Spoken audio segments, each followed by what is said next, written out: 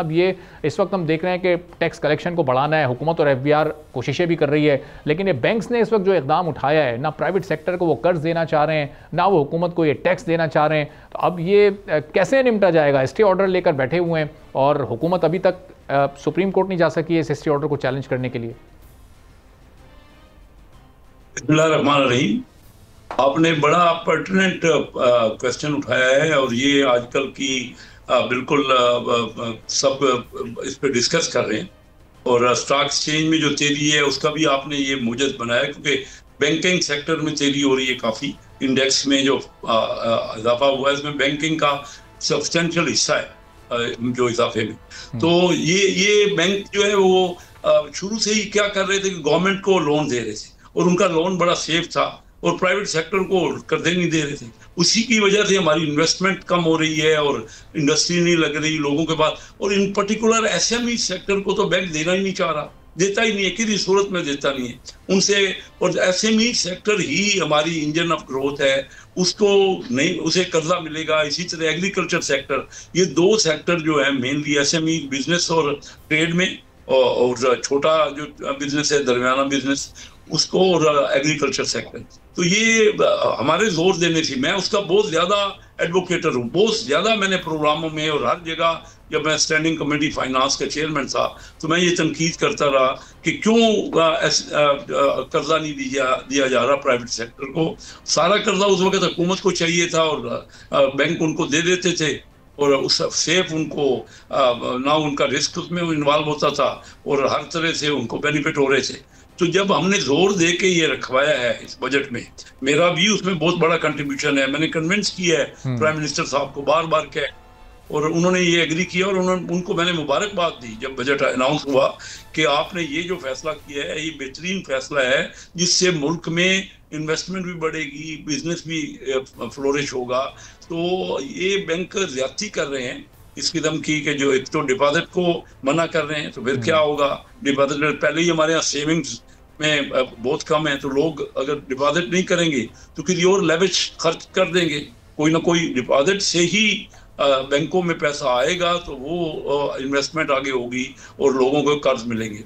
और दूसरा ये हो रहा है कि मुख्तलिफ सेक्टर्स को कर्जा नहीं दिया जा रहा, तो हुकूमत बिल्कुल करेगी, इसको परसू करेगी इंशाल्लाह हम। लेकिन कोई भी चीज़ जब परसू करनी होती है, आपने पूछा कि डिले क्यों हो रही है, इसमें पूरी तैयारी हो रही होगी। मैं क्योंकि डायरेक्ट रेलेवेंट मिनिस्टर तो नहीं हूँ, ना ही मुझे इस बात का पता है कि किस स्टेज पे हुकूमत परसू कर रही है। मेरा ख्याल है और मेरी ये होगी अर्ज होगी कि हुकूमत बिल्कुल रेलेवेंट फोरम पे जिस भी जगह है, बैंकों में, स्टेट बैंक को भी परसू करना चाहिए कि इस किस्म की पॉलिसी। स्टेट बैंक लेकिन अब बिल्कुल आज़ाद हो गया है, उसके ऊपर हुकूमत का तो कोई इतना रोल नहीं रहा। तो स्टेट बैंक को चाहिए ना। पीछे क्या हुआ आप देखते रहे कि जो टर्फ में लोन दिया गया उसमें सिर्फ 150 बड़ी पार्टियों को लोन दिया गया, तकरीबन 0% पे 5-5, 7-7, 10-10 साल के लिए लोन दिए गए। तो क्या हुआ? उसका बेनिफिट क्या हुआ?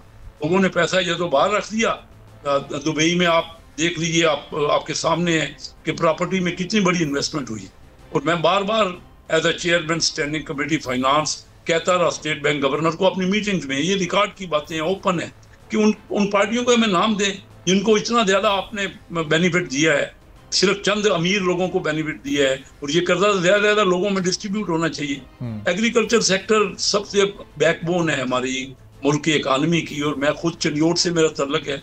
यहाँ एग्रीकल्चर के लिए तमाम एग्रीकल्चर फील्ड है वहाँ पे, और बहुत बड़ा एग्रीकल्चर की वहाँ पे क्रॉप्स होती हैं।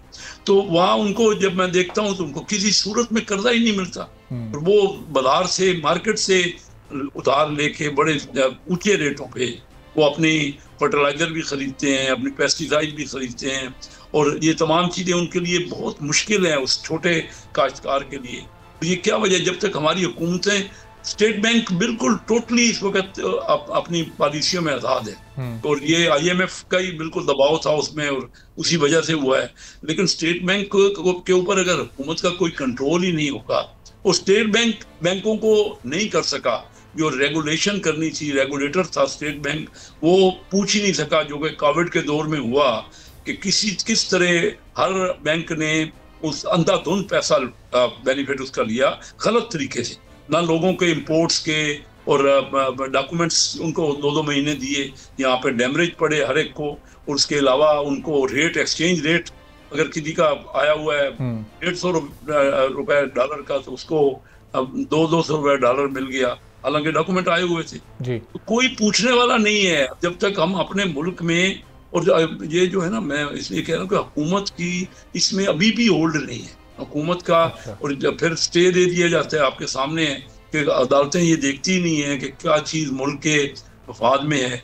अगर ये अदालतें भी इसी तरह खुला स्टे दे देती, हमारे यहाँ एक आइटम पे नहीं, हर चीज पे जहाँ टैक्स का मैटर है, मैं क्योंकि बिजनेस में हूँ, प्रैक्टिकल बिजनेस में हूँ, और मैं देखता हूँ कि कई नाजायज किस्म के भी लोग चले जाते हैं और उनके फिगर्स देते हैं, तो हर किस्म के स्टे मिल जाते हैं, उनको विकेट कराने में बहुत वक्त लगता है। सब्सक्राइब करें और बेल दबाएं ताकि कोई खबर रह न जाए।